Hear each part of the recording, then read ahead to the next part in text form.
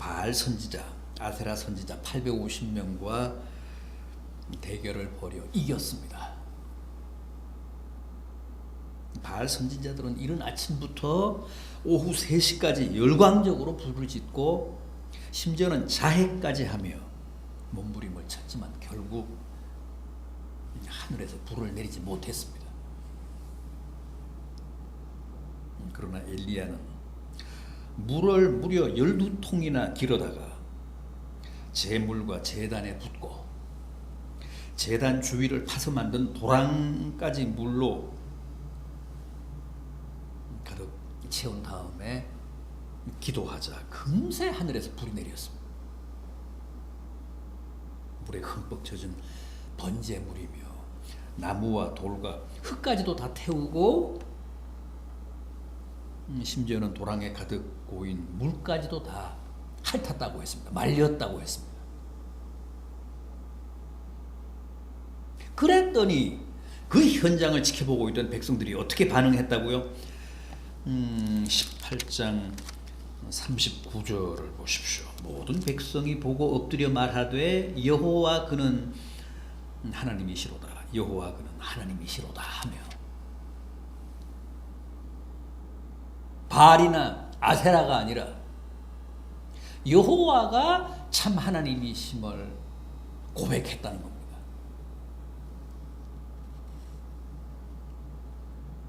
그래서 엘리야가 어떻게 했습니까?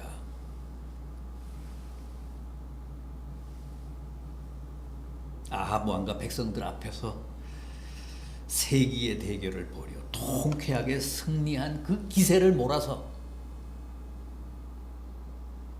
우상의 선제들을 다 처단했습니다. 다 기손 시냇가로 끌고 가서 칼로 처형했습니다. 그리고 나서 어떻게 했습니까? 아합 왕에게 이제는 먹고 마십시오. 이제는 안도하십시오. 큰 빗소리를 제가 듣나이다. 사실 아직도 비올 날씨는 아닙니다. 아직도 하늘에는 구름이 한 점도 없습니다. 그러나 엘리야는 벌써 큰 빗소리를 듣는다고 했습니다. 이게 무슨 소리입니까? 이게 무슨 얘기죠? 이 18장 1절을 보면 사르밧 과부 집에 머물고 있는 엘리야를 하나님이 뭐라고 하셨습니까? 다시 이스라엘로 돌아가서 아합 왕을 만나라고 하셨습니다. 그러시면서 내가 지면에 비를 내리리라 그러십니다. 이 18장 1절을 보면 그렇게 말씀을 하십니다. 내가 지면에 비를 내리겠다. 엘리야는 그 하나님의 약속을 굳게 믿었던 겁니다. 그래서 아직 비는 오지 않지만 아직 하늘에 구름은 한 점도 없지만 믿음으로 이미 하나님이 약속하신 그 빗소리를 들었던 겁니다. 엘리야의 믿음 안에서는 이미 큰 비가 쏟아지고 있었습니다. 제가 믿음이란 종달새 아래에서 이미 종달새 소리를 듣는 거라고 하지 않았습니까? 내가 비를 내리리라 하신 하나님의 약속에서 이미 큰 빗소리를 듣는 게 믿음입니다.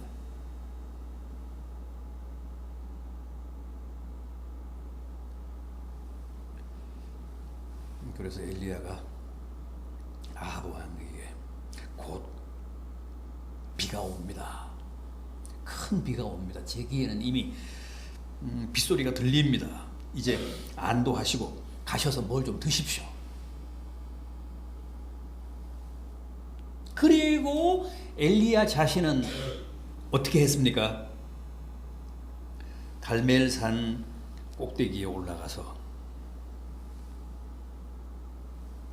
땅에 꿇어 엎드려 그의 얼굴을 무릎 사이에 놓고 기도했다고 합니다.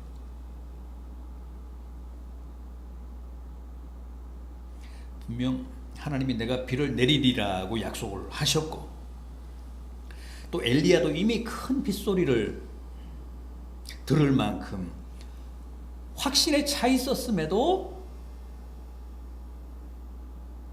엘리야는 그 하나님의 약속만 믿고 그냥 가만히 앉아 있지 않았습니다.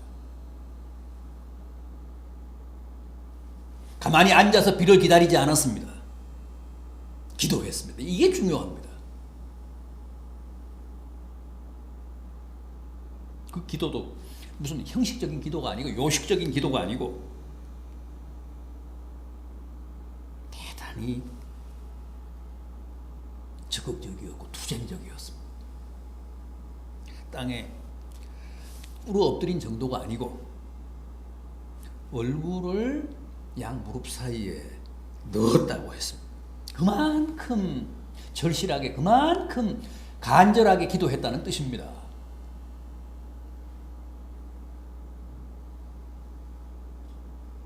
얼마 동안 기도했습니까?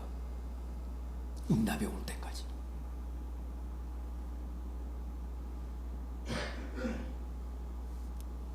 엘리야가 비상한 자세로 양 무릎 사이에 머리를 틀어박고 기도하면서 사환에게 저 바다 쪽을 바라보라고 합니다. 지중해 쪽을 바라보라는 겁니다.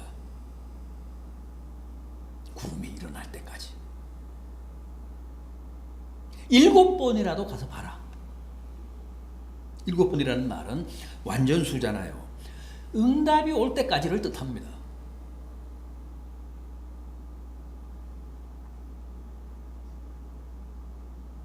기도는 이렇게 끝까지 해야 합니다.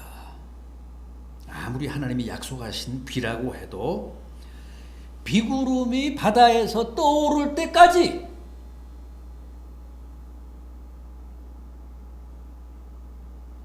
기도하는 겁니다. 드디어 응답이 왔습니다. 저 바다 한가운데서 손바닥만한 구름 하나가 떠오르더니 곧 커다란 비구름으로 만들어지면서 온 하늘을 덮었다고 합니다. 하늘이 캄캄해졌다고 합니다. 그리고 비가 쏟아지기 시작했습니다. 그래서 아합은 서둘러 마차를 타고 왕궁으로 향했고, 엘리야는 허리를 동이고 그야말로 여호와의 신에게 감동되어 아합 왕의 마차 앞에서 궁궐 바뀐 이스라엘까지 달려갔다는 겁니다. 감사해서, 감격해서, 신들린 사람처럼 장대비 속을 마차보다도 더 빨리 달려갔다는 겁니다. 갈멜산에서 이스라엘까지는 22km입니다.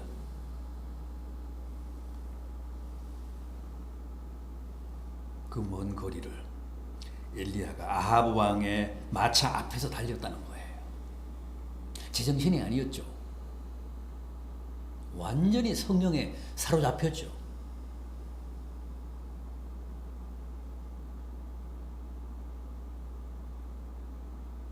성령이 함께 하시면, 여호와의 영이 역사하시면 누구나 이렇게 엘리야처럼 장대비 속에서도 마차보다 마차 앞에 달릴 수 있습니다.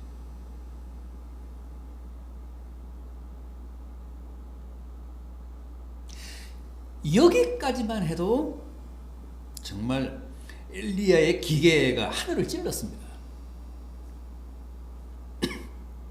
바알과 아세라 선지자 850명과 대결해서 완성을 거두고 또 그들을 다 처단했습니다. 그리고 기도해서 3년 6개월 동안 비 한 방울 없던 땅에 장대비를 쏟아지게 했습니다.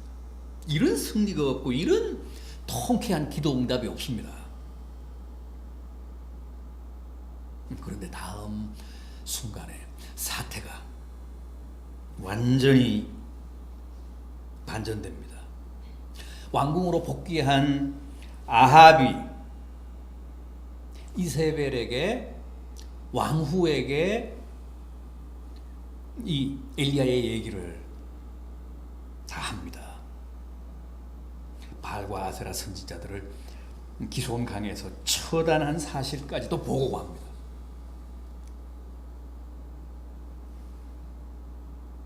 엘리야의 카리스마에 눌려서 그 현장에서는 감히 아무런 말도 하지 못했던 아합이 왕궁에 돌아와서는 이세벨에게 다 얘기한 겁니다.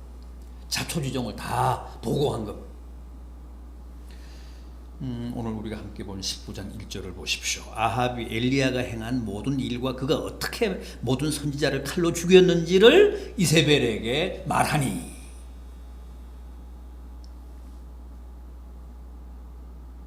일국의 왕이 현장에서는 아무 말도 못하고 그냥 지켜만 보고 있다가 왕궁으로 돌아가서 왕후에게는 마치 일러 바치듯이 엘리야가 바알 선지자들과 아세라 선지자들을 처단한 얘기까지 다 전하자 이세벨이 이를 갈며 복수를 다짐합니다. 이어지는 2절 말씀 보십시오. 이세벨이 사신을 엘리야에게 보내어 이르되 내가 내일 이맘때에는 반드시 내 생명을 저 사람들 중 한 사람의 생명과 같게 하리라. 그렇게 하지 아니하면 신들이 내게 벌 위에 벌을 내림이 마땅하니라.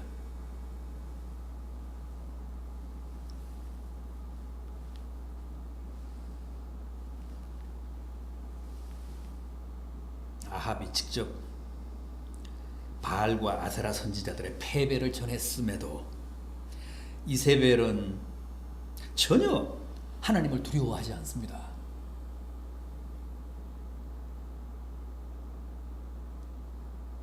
엘리야에게 도리어 사람을 보내서 협박했습니다.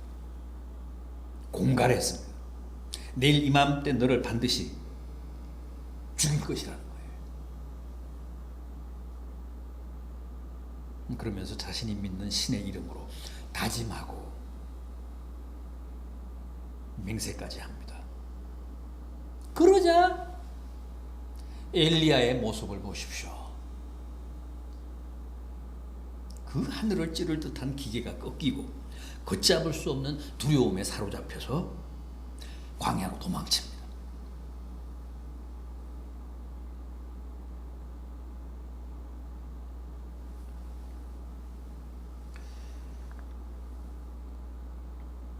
홀로 850명이나 되는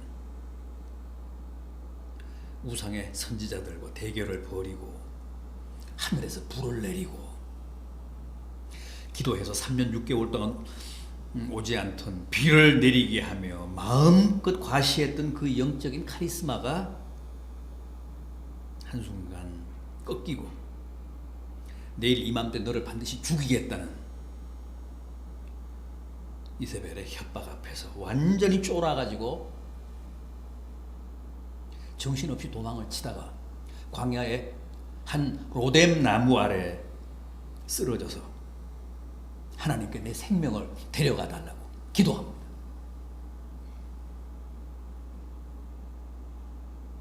그토록 전설적인 인물이었는데 엘리야도 어쩔 수 없는 인간이었습니다.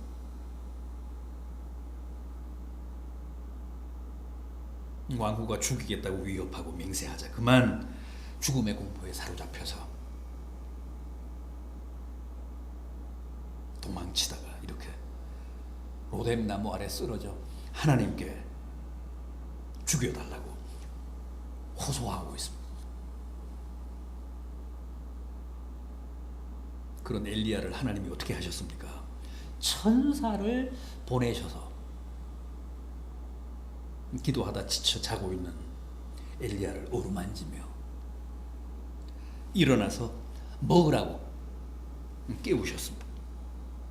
엘리야가 잠에서 깨어나 보니까 숯불에 구운 떡과 물이 있었다고 했습니다. 그걸 먹고 마시고 또 자는데 다시 천사가 나타나서 그를 깨워 40주야를 더 걷게 하셔서 여호와의 산인 호렙에 이루게 하셨다고 했습니다.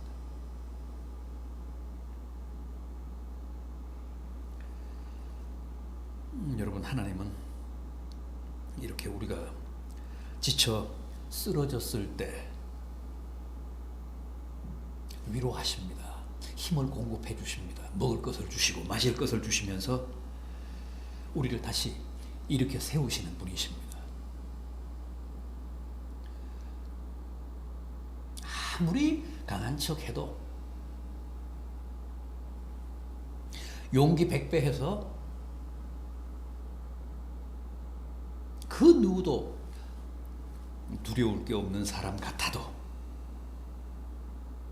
사람은 다 쓰러지게 되어 있습니다. 지치게 되어 있습니다. 약해지게 되어 있습니다.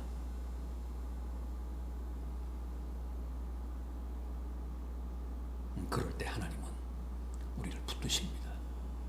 우리를 위로하시고 격려하십니다. 우리에게 필요한 것을 공급해 주십니다. 마실 것도 주시고 먹을 떡도 주시고.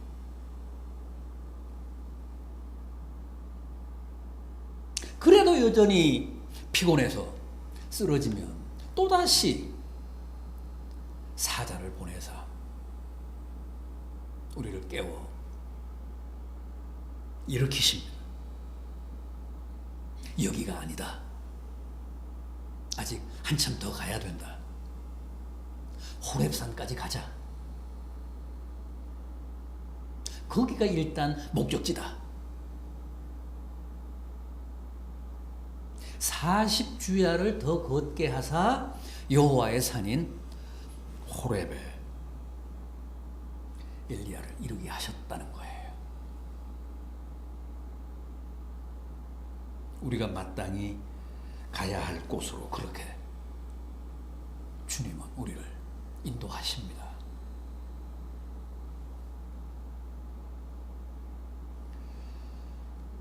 오늘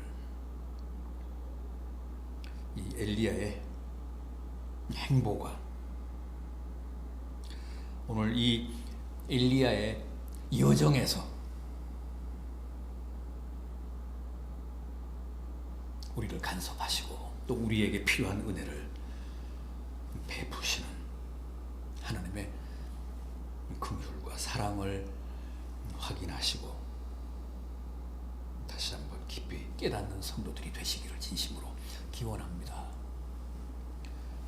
기도하시겠습니다. 주님,